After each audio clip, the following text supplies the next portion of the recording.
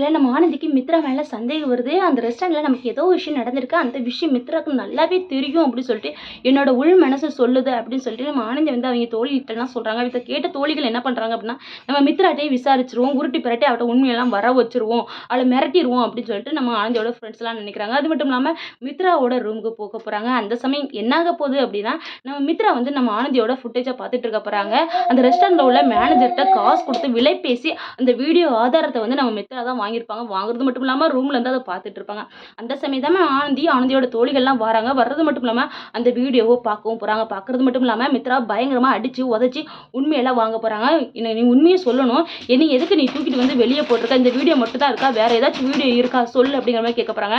மித்ரா வந்து சொல்ல போகிறாங்க, இந்த வீடியோ மட்டும் தான் இருக்குது, வேற வீடியோ எனக்கு கிடைக்கல. அப்போ நீ எதுக்கு இந்த வீடியோ வாங்கினா, அப்போ ஏதோ ஒரு உண்மை உனக்கு தெரிஞ்சிருக்கு, யாரோ என்னோட வாழ்க்கையை சீரழிக்க நினைச்சிருக்காங்க அப்படிங்கிற விஷயம் உனக்கு நல்லாவே தெரிஞ்சிருக்கு. இப்போ நான் கர்ப்பமாக இருக்கிற விஷயம் உனக்கு தெரிஞ்ச பெய் தான் நீ வந்து ஃபோனில் யார்கிட்டையும் பேசுகிற மாதிரி கர்ப்பத்தை கலைச்சிரு, நீ தைரியமா இரு அப்படின்னு சொல்லி எனக்கு தான் நீ அட்வைஸ் பண்ணுற மாதிரி பேசியிருந்திருக்க இல்லையா அப்படிங்கிற மாதிரி நம்ம ஆனந்தி வந்து கேட்க போகிறாங்க. அது மட்டும் இல்லாமல் நம்ம ஆனந்தி வந்து மித்ராவை பலரும் கண்ணத்தில் அறைய போகிறாங்க. அறையிறது மட்டும் இல்லாமல் உண்மையை சொல்லுடி யார்கிட்ட என்னை கர்ப்பமாக்குனா, நீ என்ன பிளான் போட்ட, என்ன திட்டம் போட்ட சொல்லு அப்படிங்கிற மாதிரிலாம் நம்ம ஆனந்தி வந்து கேட்க போகிறாங்க. ஆனந்தோட தோழிகளும் பயங்கரமாக நம்ம மித்ராவை அடிப்பா, நீயும் ஒரு பொண்ணு தானே, உனக்கு அறிவு இல்லையா, இவளோட வாழ்க்கையை சீரழிச்சிருக்கே, நீலாம் நல்லா இருப்பியா அப்படிங்கிற மாதிரி நம்ம பயங்கரமாக மித்ராவை பேச போகிறாங்க. இதெல்லாம் கேட்ட மித்ரா வந்து ரொம்ப பயப்பட போறாங்க. அது மட்டும் இல்லாம நம்ம ஆனந்தி வந்து என்ன சொல்ல போறாங்க அப்படின்னா, நான் போலீஸ்ல கேஸ் கொடுக்க போறேன், நீ தான் என் வாழ்க்கையை சீரழிச்சிருக்க, யாரும் என்னை ஏதோ பண்ணிருக்காங்க, அந்த விஷயம் உனக்கு தெரிஞ்சிருக்கா, அது யாருன்னு சொல்லி இல்லைன்னா உன்னை உண்டு இல்லைன்னு பண்ண போற அப்படிங்கிற மாதிரி சொல்றாங்க.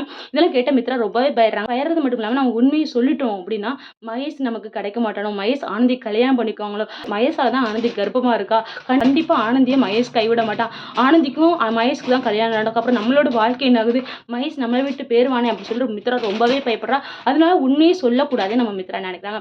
இல்லை உனக்கு ரெஸ்டாரண்ட்டில் ஒரு விஷயம் நடந்துச்சு, அது எனக்கு தெரியும், ஆனால் அது யாருன்னு எனக்கு தெரியும் அப்படிங்கிறத மித்ரா சொல்ல போகிறாங்க. யார் நம்ம ஆனந்தி கேட்க போகிறாங்க, அன்பு தான் இல்லைன்னா அரவிந்த் தான் அப்படின்னு சொல்லி 2 பேர் மேலே பழி போட போகிறாங்க. யார் மேலே, அதாவது 2 பேர்த்துல யார் மேலேயும் பழி போட்டுட்டு மகேஷ் தான் அப்படிங்கிறத சொல்லாமல் மறைச்சிருவாங்க அப்படிங்கிற மாதிரி எனக்கு தோணுது. எதுக்கு அப்படின்னா மித்ராவுக்கு மகேஷ் வேணும், அதனால மகேஷ் தான் உன்னை கர்ப்பமாக்கலாம் அப்படிங்கிற விஷயத்த சொல்லாமல் அரவிந்த் மேலேயும் அன்பு மேலேயும் வீண் பழி போட போகிறாங்க அப்படிங்கிற மாதிரி எனக்கு தோணுது. அது மட்டும் இல்லாமல் நம்ம ஆனந்தி வந்து அன்பும் நம்புவாங்க. அப்போ அரவிந்தா தான் இருக்குமோ அப்படின்னு சொல்லி அரவிந்தா அடிச்சு உதச்சு கேட்க போறாங்க. அந்த சமயம் தான் நிறைய உண்மைகள் நம்ம ஆனந்திக்கு தெரிய வரப்போகுது. நம்ம ஆனந்தியை போட்டு தள்ளணும் அப்படின்னு நினைச்சது அரவிந்த். அந்த விஷயம் நம்ம ஆனந்திக்கு தெரிய வரும். அப்போ என்னை கர்ப்பமாக்குனது யாரோ, அப்போ வேற எதுவும் நடந்திருக்கே, ஜூஸ்ல விஷத்தை கலந்து நீ இல்லைன்னா அப்போ வேற யாரு அப்படிங்கிற மாதிரி கண்டுபிடிக்கும் போது நம்ம மித்ரா வந்து வசமா சிக்குவா. வசமா சிக்கிறது மட்டும் இல்லாமல் அவளோட பிளான், அவளோட திட்டம் எல்லாமே தெரிய வரப்போகுது. ஆனந்தியோட கர்ப்பத்திற்கு காரணம் மகேஷ் தான் அப்படிங்கிற விஷயம் தெரிய வரப்போகுது. ஆனா இதெல்லாம் நம்ம அன்புக்கு தெரிஞ்சா நம்ம அன்பு ரொம்பவே ஷாக்காக வரும். ஆனா என்ன எவ்வளோ பெரிய பிரச்சனை வந்தாலும், எவ்வளோ ஒரு காரணங்கள் இருந்தாலும் நம்ம ஆனந்தியை கைவிட மாட்டாரு நம்ம அன்பு.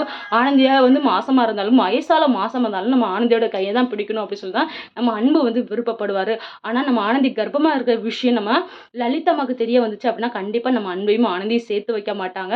அதுக்கு இடைஞ்சலான வேலைகள் நிறையாவே பார்ப்பாங்க. அது மட்டும் இல்லாமல் நம்ம அன்புக்கு சீக்கிரமா துளசி கூட கல்யாணம் பண்ணி வச்சிடணும் அப்படிதான் நம்ம லலிதாமா நினைப்பாங்க அப்படிங்கிற மாதிரிலாம் எனக்கு தோணுது. உங்களுக்கு என்ன தோணுது அப்படிங்கிறத மறக்காம கமெண்ட் பாக்ஸ்ல கமெண்ட் பண்ணுங்க ஃப்ரெண்ட்ஸ்.